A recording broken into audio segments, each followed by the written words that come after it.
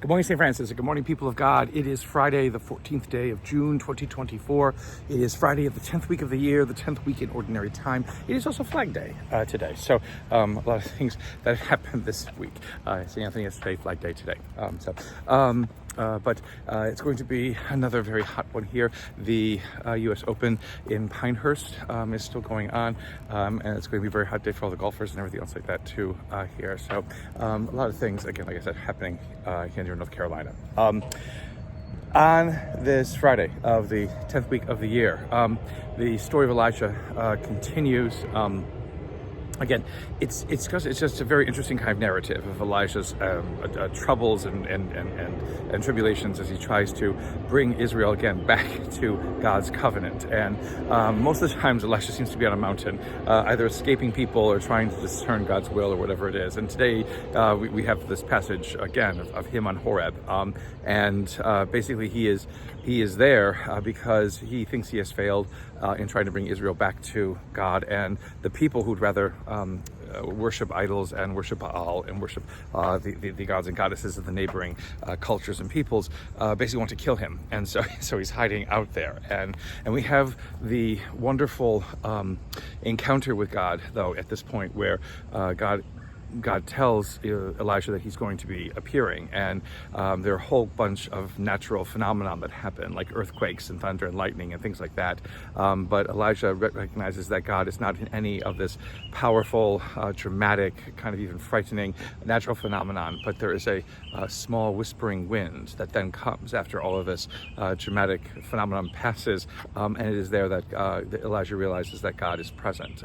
So again, it's always the first and foremost thing, is that, again, that God appears in ways that we don't often associate God with, because again, we think of God as mighty, as powerful, as again, omnipotent, omniscient, and whatever it is, and so we carry with that kind of characterizations of power and strength and fear, and again, those larger extraordinary phenomenon like earthquakes and light, thunder and lightning and stuff like that. But that is not how God then reveals God's self to Elijah. It is in this small whispering wind, which is something, again, that no other kind of god or goddess ever would have been characterized as appearing as. It usually is in thunder and lightning or earthquakes or volcanoes or what have you.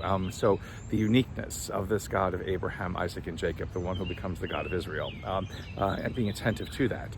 And then basically, God asks, Elijah, again, what are you doing here? And he says, well, the people are trying to kill me because I failed.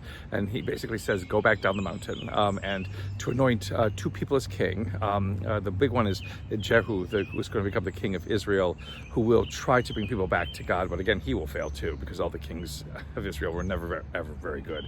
And then the big thing, though, is to appoint his successor, who will be Elisha. So it's always interesting, don't confuse the two names. There's Elijah and Elisha, and so it's always, it can be quite confusing at times, but he's supposed to go down and do that, and then we'll see what happens, because again, it's just these little snippets of not much else but detail and information.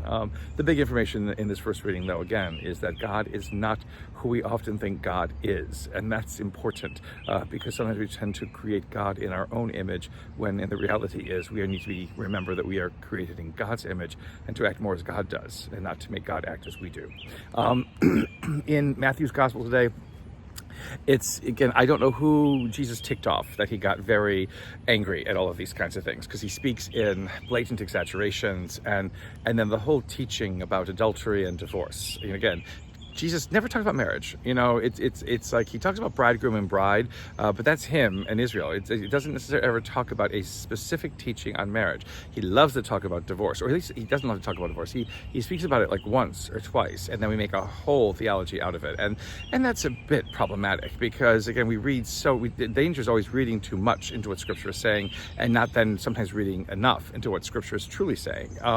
And so here, something has happened, like I said, to tick Jesus off, and so he again, to make the statement about adultery, is that it just isn't the physical cheating on somebody, but sometimes it is kind of the looking with a lustful eye at someone else. Again, the whole idea is, why is that happening? Why is that occurring? And And Jesus doesn't really get into that, which is again another problematic part of this gospel passage. Again, it's not just to say don't do this, but it is understanding the why it was done to begin with, and that needs more reflection and more thought.